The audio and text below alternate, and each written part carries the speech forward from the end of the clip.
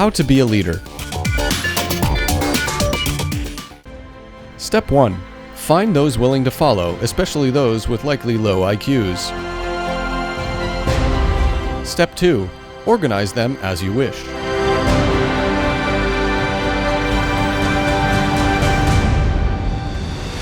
Step 3.